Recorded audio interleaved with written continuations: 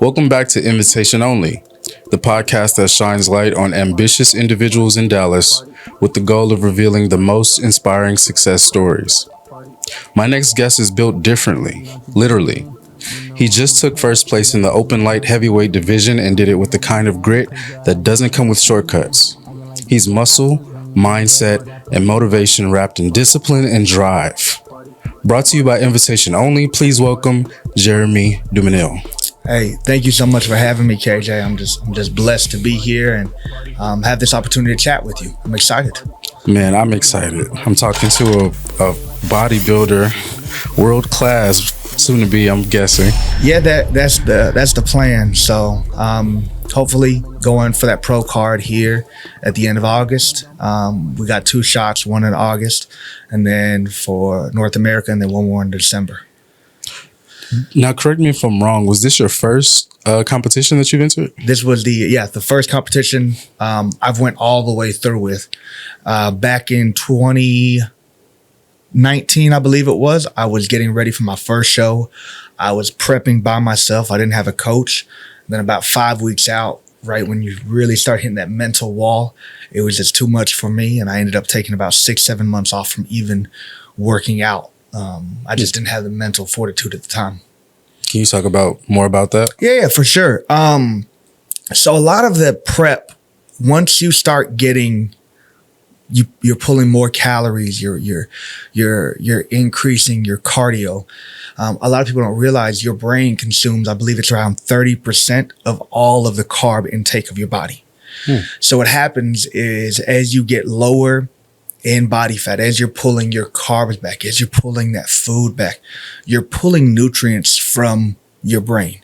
You're pulling you're diminishing your cognitive ability and the process of which you take in knowledge, absorb it, and then react. Right. And so for me, it was getting to the point where I was pulling my carbs far too quickly. I didn't have a lot of support system around me. I didn't have my relationship with God at the time that I do now.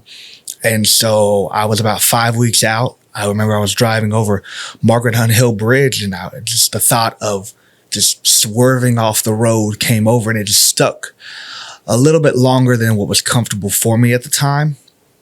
And it took me about a minute, 2 minutes to kind of snap out of that mental haze that I'd fallen into for a second. And I said, man, I don't think this is for me right now. And I kind of took a step back, looked at my situation, and decided now was not a good time.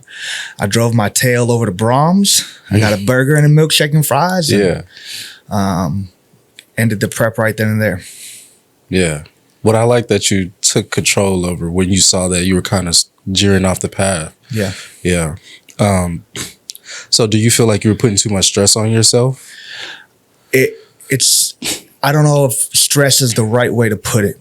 I just wasn't mentally in a good enough place to do it, if that makes sense. Where I am now allowed me to take on the stress of the diet, my wife, my kid, again, my church family.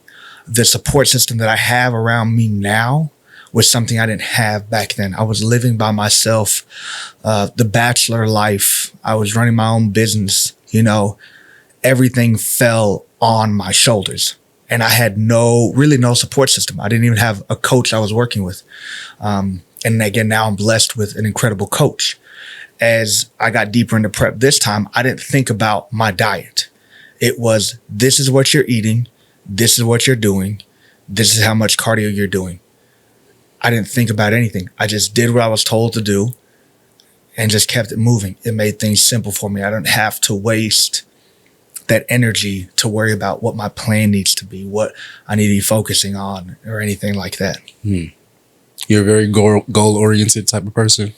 Without goals, I mean, there is nothing, right? Yeah. Every day we have an opportunity to get a little bit better, right? The phrase is always 1% better every day. And so every day it's about, how we can get a little bit better in life. And even in my professional career, I'm a salesman. I love sales. Why do I love sales? Is because no one can put a cap on my earnings. You know, it's interesting. I feel like a lot of people who do athletics, they are into sales as well. Why is that a correlation? I never when I hire salespeople, the first thing I look for is an athletic background. There's something different in an athlete that everybody else doesn't have. Everyone in the world is competitive, but people aren't willing to admit how competitive they can truly be. They see the competition and they bow their head out ahead of time. Instead of embracing it. A salesman and an athlete knows how to embrace the suck. The 5 a.m. practice, the 300 cold calls, the weight room when you're sore, the making sure that you're following up with clients. It all follows very much in line with one another. Being able to do what no one else really wants to do. It's not like sports is this unlocked thing that only a few selected people can do. It's the people who are putting in hundreds of hours of work. I know you had Jordan Jones on here, right? Yeah. And I'm sure Jordan talked to you about her work ethic in her family. Her whole entire family came up in basketball. I can almost guarantee you there wasn't a minute in her life where she wasn't dribbling against her brothers, shooting against her brothers, trying to compete with her brothers and her family competing against one another. That's the same thing in sales.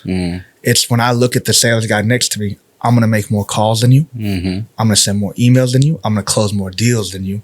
And there's nothing you can do about it because I'm just going to be better than you. I like that. Where's the competitive nature come from in you? My mother. My mother is probably the most competitive person. And growing up one of 4 children, I can't explain it. It's just an innate hunger that I have within me that I think I've just leaned into better than other people. And positively too.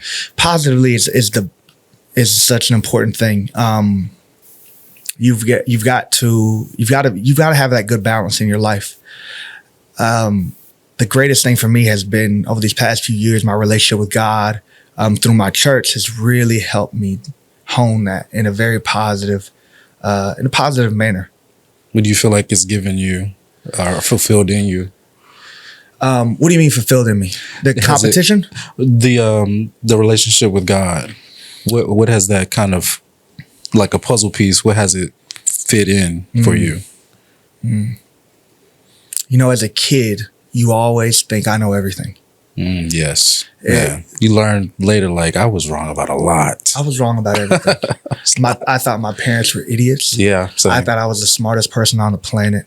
But now, pushing 30s, I have my own kid, and I realized my parents know everything, and they were right about almost everything. And the older I get, it feels like the less I know about life and the less I know about everything.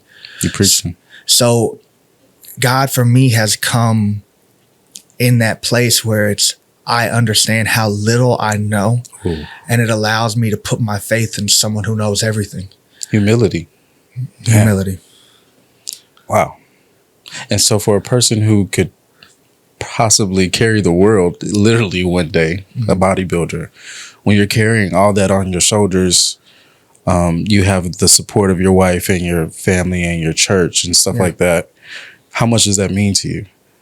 I couldn't do it without them. So the cliche, it means the world to me. Yeah. But the biggest difference between me stepping on stage on the 7th or the 7th and me now stepping on the stage 5-6 years ago is my relationship with God, is my family, is my relationship with my church, is that humility that I have where nothing I have, I know I've truly earned. It's all been a blessing from God, from my family. A lot of things I talk about, even when I post on social media, it's not I am 5-6 weeks out. It's we are 5-6 weeks out. I have an entire team.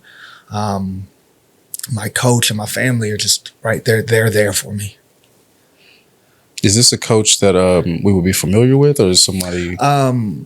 Trey Jackson, he's here local in the DFW area. He's an IFBB pro men's physique athlete.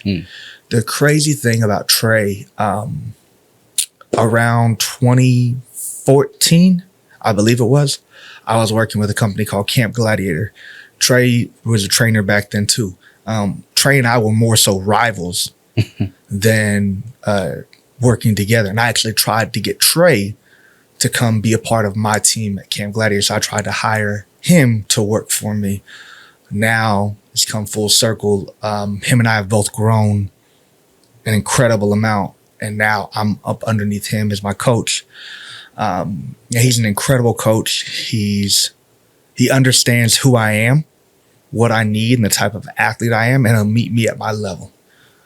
So great coach, great guy here based in the DFW area. And he is an IFBB pro competitor. So he's made it to not quite the top of the mountain, but he's up there. Can you tell me more about how Trey has met you at your level, as you have you put it? For sure. And it goes back to all good coaches, all good leaders, right? They see where you struggle. They see where you're strong.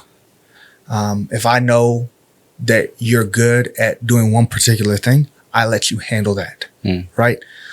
For me, that's my training a lot of the ways. He'll send me more so suggestions for my training. Try this, do this, and we'll implement that. But where he knows I struggle, the nutrition, and I want my hand held, he details out everything. This is how much water you need to be done by this time. This is how much food. We're cutting out sweeteners at this point. We're doing this, and this. So where I struggle as a good coach, father, leader that's where he leans in. And we're growing together. He's learning my body. I'm learning his coaching style, and we continue to grow as a team. You feel like your nutrition information is not as strong as your, your strength, or? So it's one of those things where I have 4 certifications, and I have 2 nutrition certifications, right? I love training in the gym. I love the going in there and training with intensity, like the Ronnie Colemans, the Branch Warrens of the day, those hardcore bodybuilders. I love doing that. The nutrition, the other 23 hours of the day is extremely difficult.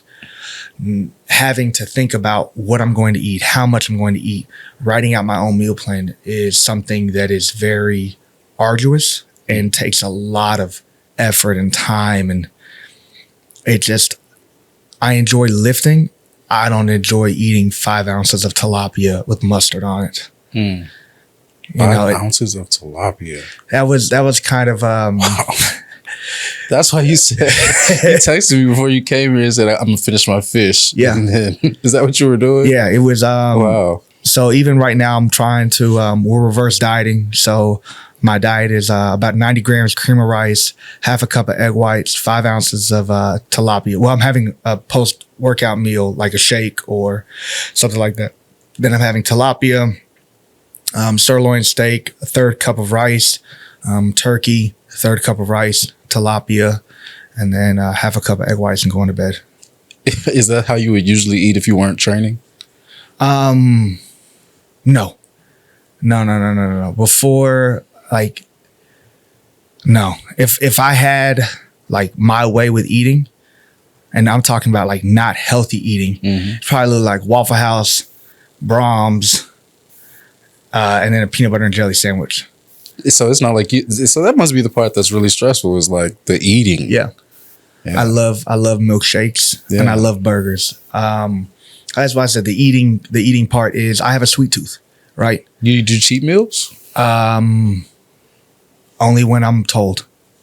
So you gotta earn it, huh? If I get a cheat meal, even then we're gonna swap out the tilapia for salmon. No.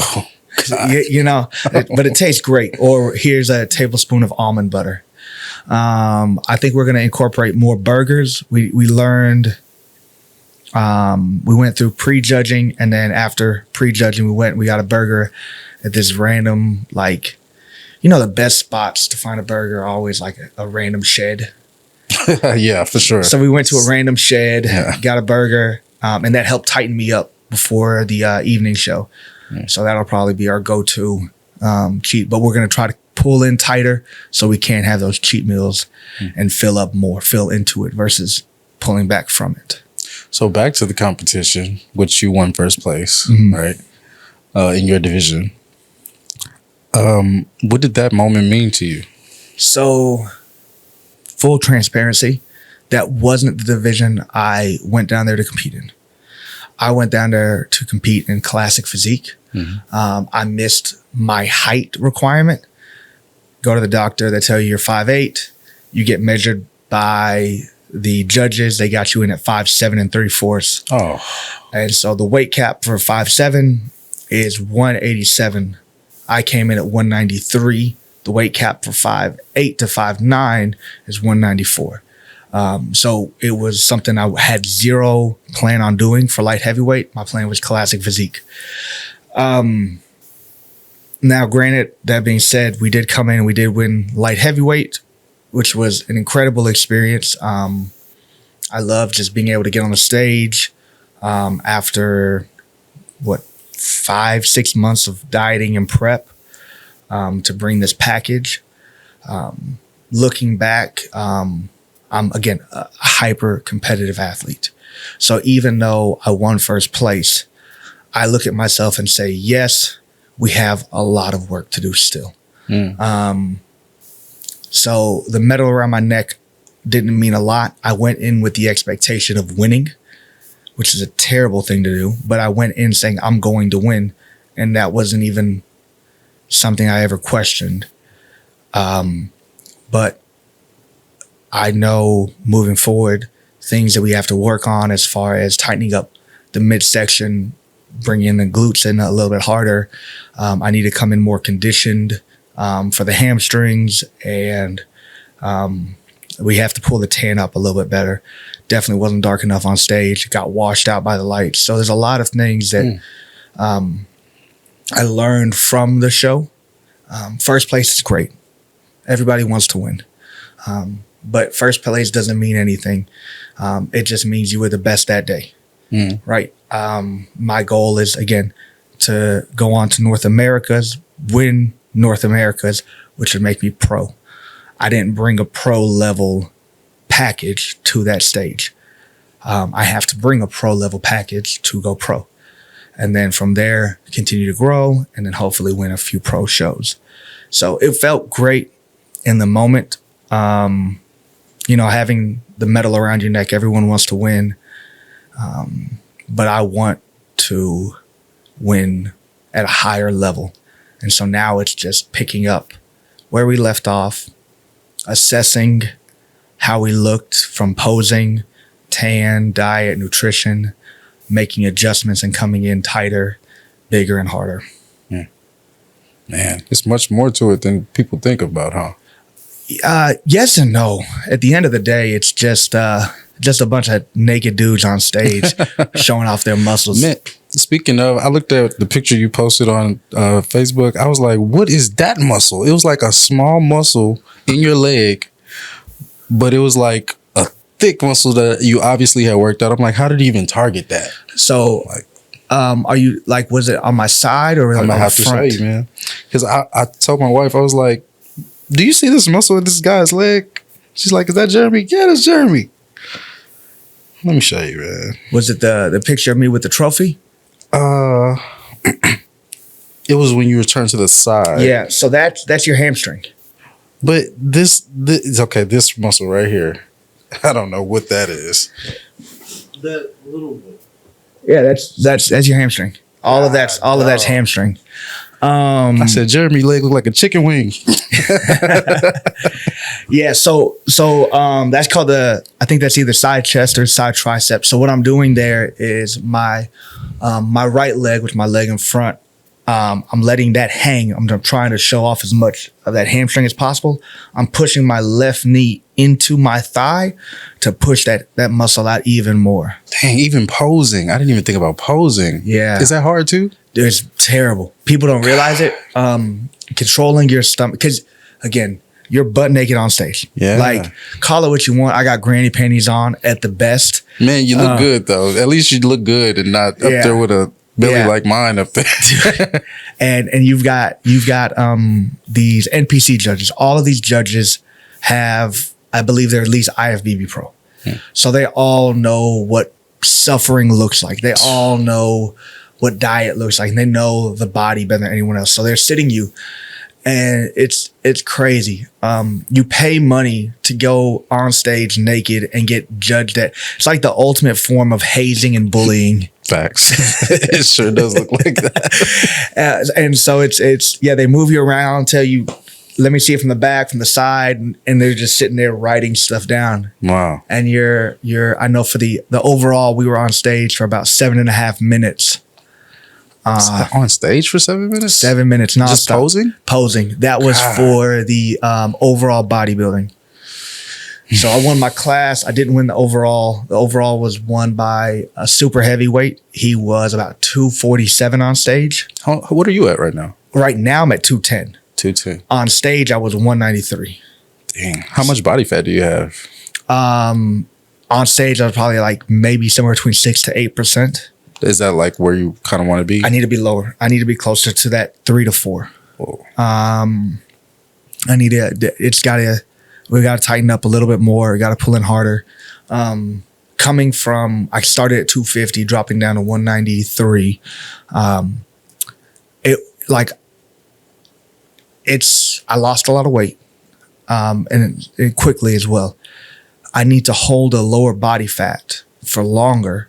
So as I get into that deeper stage of the diet, I'm pulling that skin even closer, and we're getting rid of more visceral fat. We're getting even leaner than what I was. So it's your first show. You always look probably the worst, just because you have to stay lower and you have to suffer longer to get it down more. So it's just continuing to pull. Yeah, you don't want to lose where you're at right now. That's for sure. Yeah, but we're gonna have to drop down, like I said, to 185. Yeah, just to play it safe. Dang. Woo, 15 pounds? Yeah, about 10 more pounds from where I was on stage. That'll be good. That'll be good. So that'll help me pull again more of that fat out. I'll have no choice. So just tighter. What's motivating you to do this, to keep going, or is it just a self-motivating thing? This one is just, it's truly self-motivating. Probably since, so let me start here. So I got into working out through college baseball, right? I was playing at Texas Wesleyan University, and I love college ball. Learned really quickly I wasn't quite tall enough, clearly at 5'7", to really make a good run at professional baseball. There were certain things that I just couldn't do. It sucks being little, like being shorter than the standard, I guess. Yeah. Short people syndrome is rough. Right. But we have all the talent, but none of the height. All the talent, none of the height. I'm the shortest of my family too. Both of my sisters and my brother and my father are all 6 foot plus. Wow. None of them are athletes. Wow. Isn't that crazy? It's ridiculous. They're tall for no reason. And then there's me. Yeah. I couldn't get taller, so I got wider. Right. But I laughed, but that's kind of what I said in college. I said, man, I can't take this. I said, let's kind of like bodybuilding. I said, the cool thing about bodybuilding is it doesn't matter how tall you are. Mm-hmm. It's just how much effort you put in the gym. Right. You will grow. You will improve. Your body just understands intensity. So if you train with intensity, you'll put on muscle. How often are you working out? Is it every day? 5 to 6 times a week. 5 to 6 times a week. For about maybe an hour of weight training and anywhere from 30 to an hour of cardio separate from that. And intense the whole time. That's the plan. Yeah. Again, your body doesn't understand pounds, kilograms, or anything like that. It only understands tension. So it's creating as much tension and as much pressure on a particular muscle group to force stimulant. Again, it's just about making your body work harder than it wants to. We are at the simplest form animals, right? Our body doesn't want a lot of muscle. It's very expensive as far as calories are concerned. So you have to force your body into a point of almost survival where it thinks, if I don't have X amount of muscle, this log is going to collapse on my chest. I won't be able to lift up these certain things. I won't be able to hunt for certain things, right? It's very primal at its simplest form. You appreciate that about it? Yeah. It's like a safe way to be primal. Yeah, you have to find a good place to do it, though. There's a lot of gyms where you aren't allowed to do that as well. So finding a place where you can be a little crazy is also, it's more challenging than I feel it should be. The gym has changed so much over the past 5 years. With the phones in there and everything. Yeah, it's a good, bad thing. Yeah. Everyone is going to the gym now, like more than ever before. But the gym has become very watered down. It's become like a social place instead of a, I mean, it's still, you're still working out, you're still getting your thing in, but yeah, it seems a little distracted. Yeah, it's a lot of peacocking. Yeah. More so than like actually headphones in, get your stuff done and go on. There's still some gyms out there. In Arlington, of course, there's the Metroflex. No AC type of gym. Wow. One of the top 3 gyms in the whole world. So that one, and then the gym I go to, Iron Kingdom, in Arlington.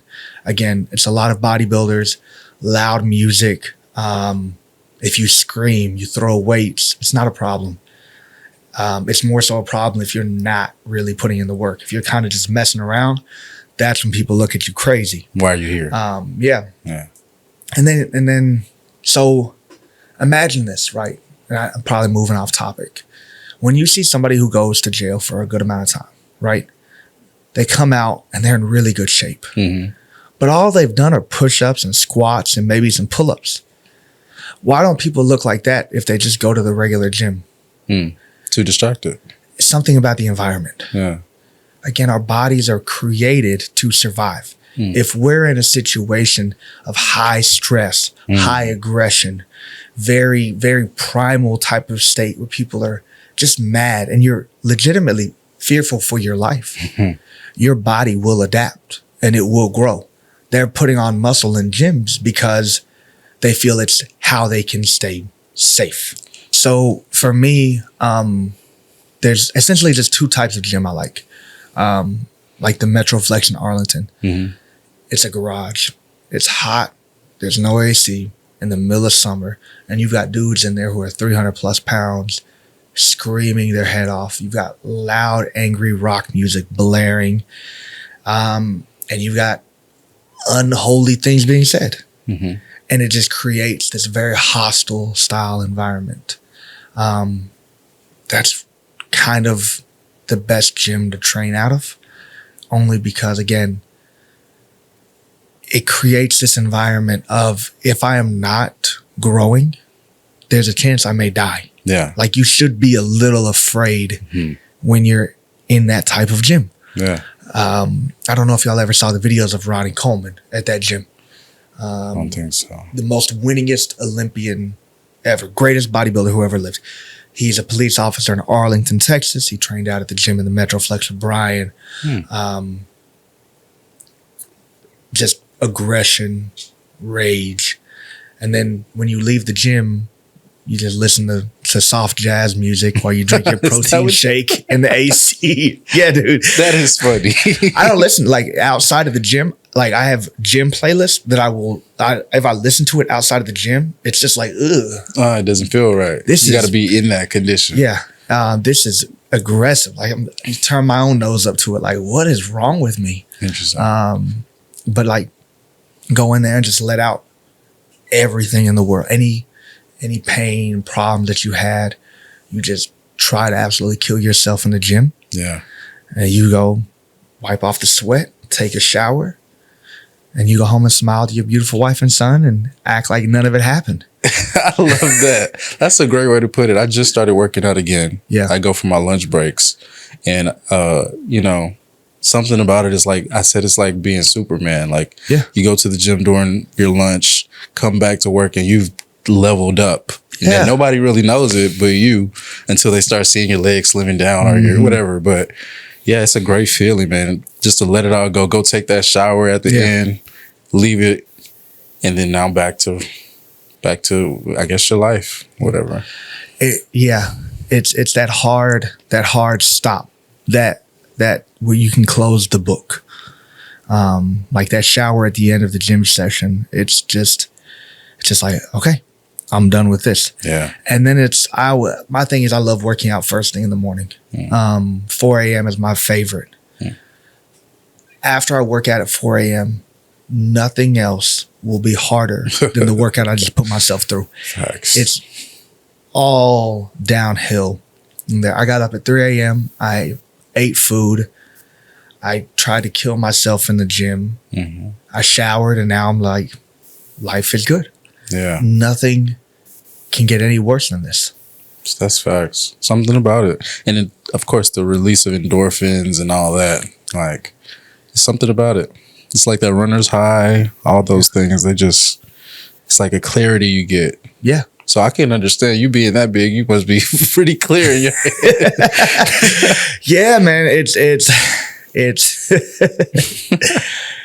it's definitely just a serenic feeling. I believe that's the right word. Just a peace when it's all said and done, when the pre-workout wears off, when you're starting to put some food back in your body and you're just at peace.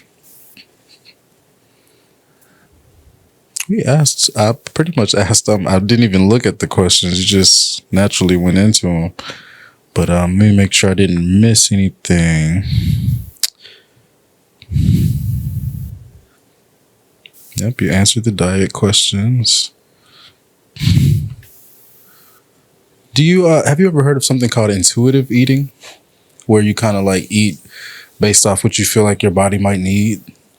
Like, what's your style of eating? I guess outside of training, are you You say you eat Whataburger and stuff.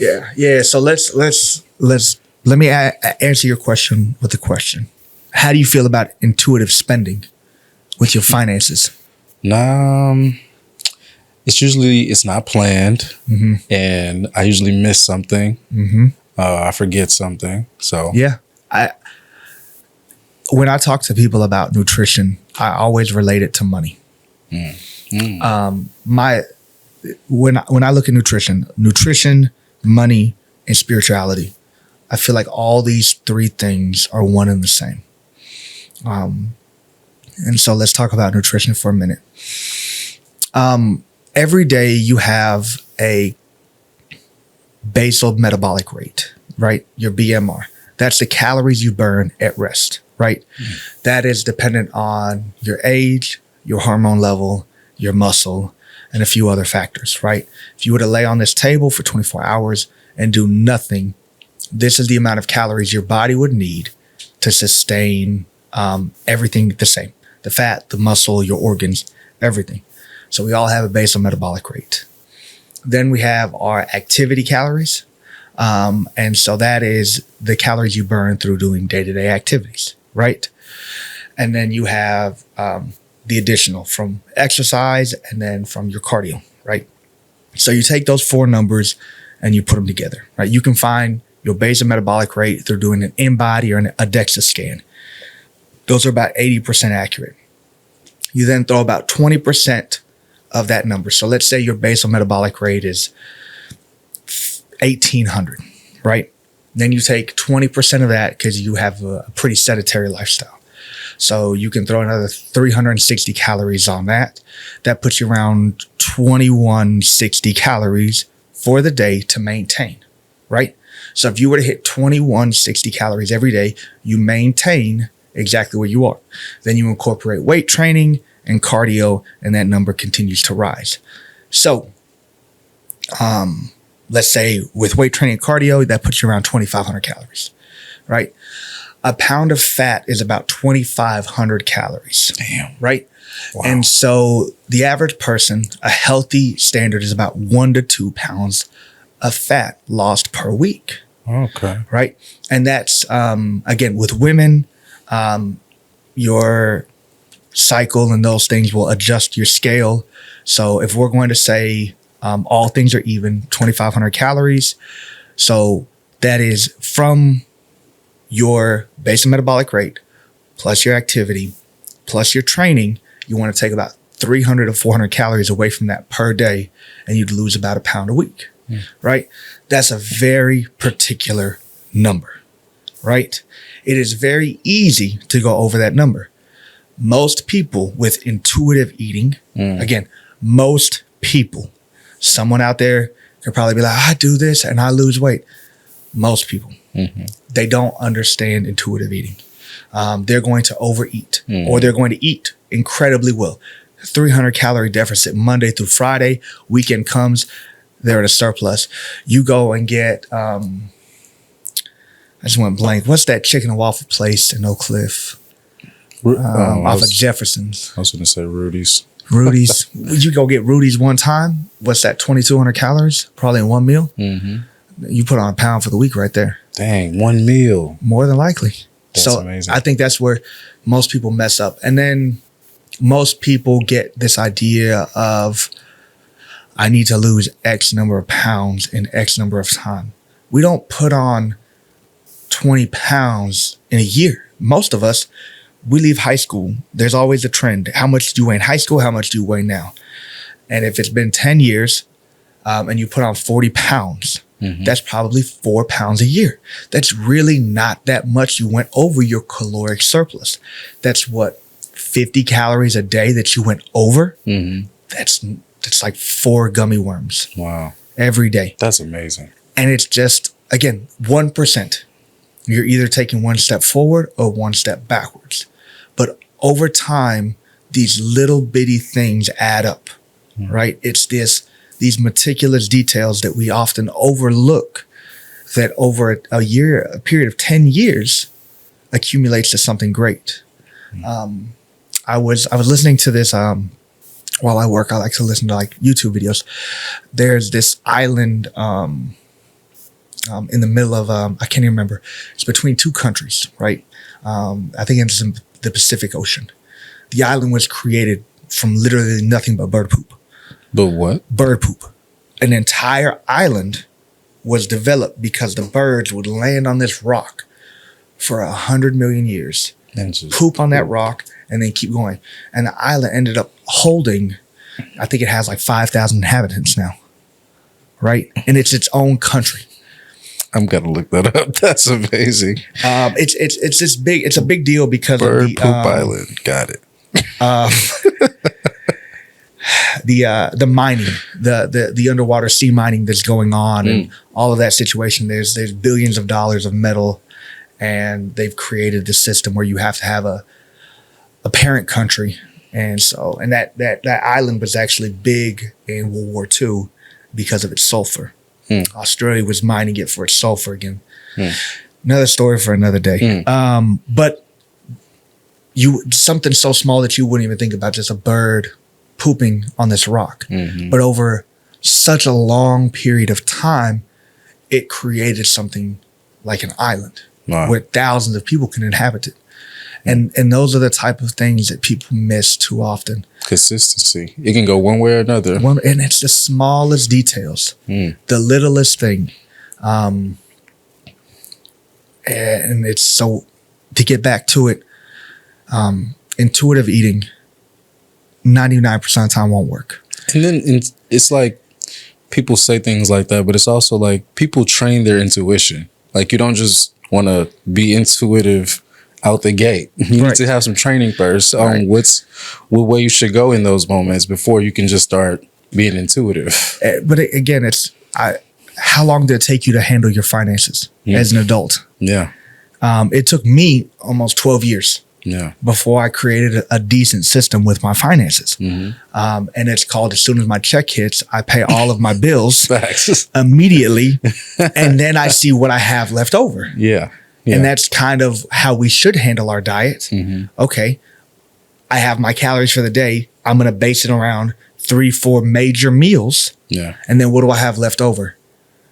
But we don't do that. Yeah. We don't treat our health like wealth. We don't treat our health like wealth. That's right. And so if you're hungry, you're probably losing weight.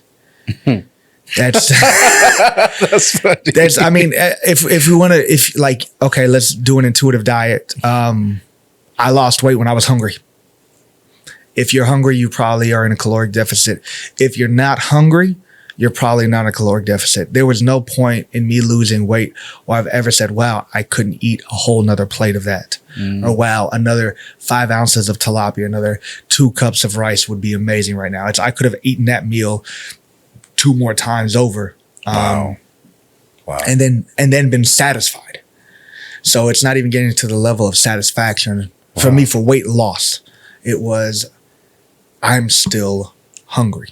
Wow. And you take that with you. So that's how you take that with you. You that just hunger. You live in a constant state of hunger. Uncomfortability. Making the body adapt. But that's what it's about. If you're not uncomfortable, you won't change. Yeah. If your diet's not uncomfortable for you, it's not going to make you better.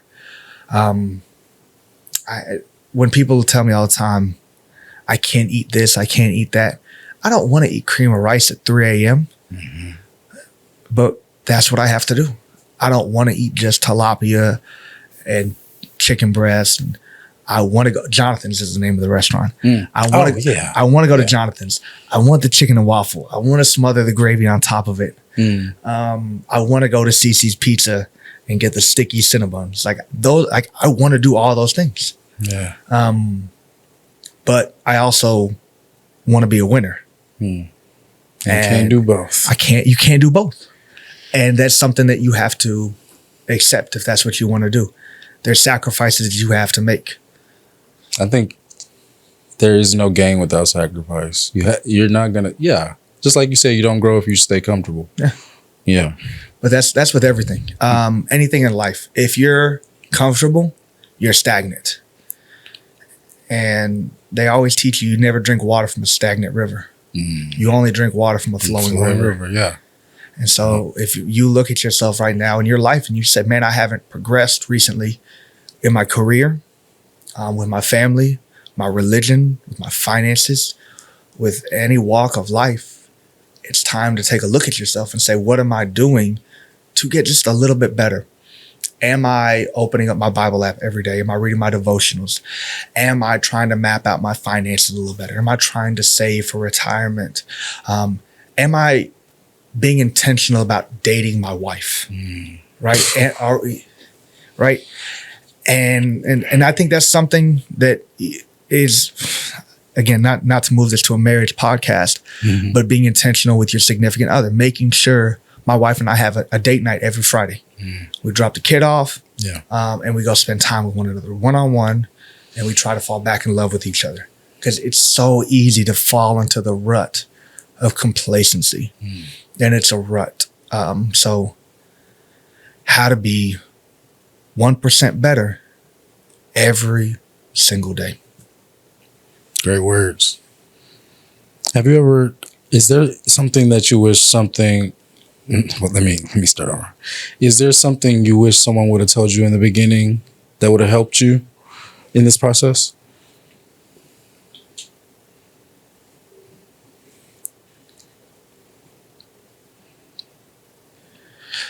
Yes and no. I don't think it's something that someone could have told me that would have made any of this easier. And I truly think what happened was it's my relationship with God. When I sat down and I said, why not give everything to God? And that has done so much for my life. It's hard to truly put it into words. Being able to just look at a situation and just say, it is what it is. That's adulthood right there, man. You summed it all up. Yeah. Let it be what it's going to be, and you adjust if you need to. We control 2% of our lives, if that. I don't control what you're going to say, what you're going to do. I can only control my reaction to the situations. Yeah. And as a kid, I didn't understand that. Yeah. And then through my relationship with God, as that grew deeper, that understanding that how insignificant I am is kind of, it's so crazy to say. But I truly am insignificant in the grand scheme of things. And how good does it feel to be insignificant? It's wonderful. I think we misunderstand humility. You know what I mean? It's not something that you only get if you don't have something. You know what I mean? Like, humility is something that we all should want to have. Yeah. There are times, I mean, I experiment with mushrooms and things like that to help me with my humility. But in those times when I'm reminded that the world does not revolve around me, that nothing is owed to me, that just makes me understand more what my purpose is, and that I have more control than I'm actually giving myself credit for. It's just a whole thing, man. So yeah, you said it. It is what it is. It is what it is, and it ain't what it ain't. And it ain't what it ain't. It ain't what it ain't. No, it's humility. That's just such a good word, humility. Everything we do and nothing that we do is really that important. I won first place at a bodybuilding show. Who cares? Right? You know? But at the end of the day, when everything is said and done, and I'm on my deathbed, my wife will be there, my son will be there, and my family will be there around me. And I get to go, loved. And so in the next 10 years, looking towards the future, what would you want people to say about what you're doing right now? I could care less. As crazy as that sounds, what people think of me, what people say about me, it doesn't matter to me. What about your kids? What would you want them to say? I want them to look at me. I want my son, and I want them to say my dad is there. He's present. He loves me, and he'll do anything to care for me. I want my wife to say my husband was a good man, is a good man. He loves me, and he'll do anything to take care of us. That's the end of the day. The only thing that matters in my life is my family around me. You didn't even mention anything about yourself. You just said you want to be there for them. I just want to be there for them. I want my family to know that no matter what happens, I will protect, to provide, and cherish them until my maker comes and gets me. Yeah. Well, that's a great way to end the show, man. I'm thankful that you came out here all the way to Forney to Timbuktu. Oh man, I'm glad I got to come out here. I'm glad I got to chat with you. It was great. It was great. I really appreciate you. You inspire me, bro. You really do. I tell you that on online, and I'm like, if Jeremy could see me in this gym right now, Yeah, no, man. That's always such a weird thing when people say I inspire them. I'm just out here doing what I'm doing. I'm so glad that people can find inspiration in what I'm doing. They can be motivated. But I hope that one day they realize that motivation only takes you so far, and it's discipline that really is all that matters. Yeah. Coming from an athlete world. So what's next? Where do you want to be next? So Texas Classic is going to be at the start of August.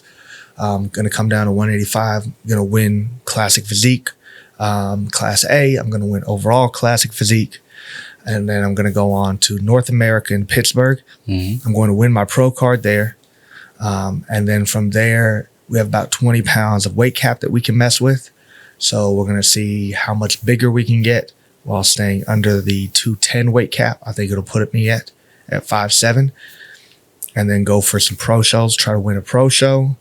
And then from there, hopefully go on to the Olympia stage with some of the best in the world. Yeah. So that is the plan from here. As far as bodybuilding is concerned, long term, I'd like to take that and move into owning my own supplement company. So leveraging that network, growing a supplement company where I can put out supplements that aren't amino spike, that aren't full of junk, quality pre-workouts, intro workouts, things that people actually need to help them, again, on their journey. So that's kind of the long-term goal. The next 5 years, I'll say. Nice. That's coming from the man himself, Jeremy Dumenil. Am I pronouncing that right? Yeah, Dumenil. Close I'm enough. sorry. Nah. I wanted to ask before we started too. I don't think I've ever met. My wife still can't even say it, so don't feel bad. Dumenil. Dumenil. Bingo. Jeremy. So this has been Jeremy Dumenil. This has been Jeremy. This has been my dog Jeremy. All right. Make sure y'all follow his story. I mean, it's truly inspiring. If you're someone who is looking for inspiration or motivation, you can look no further.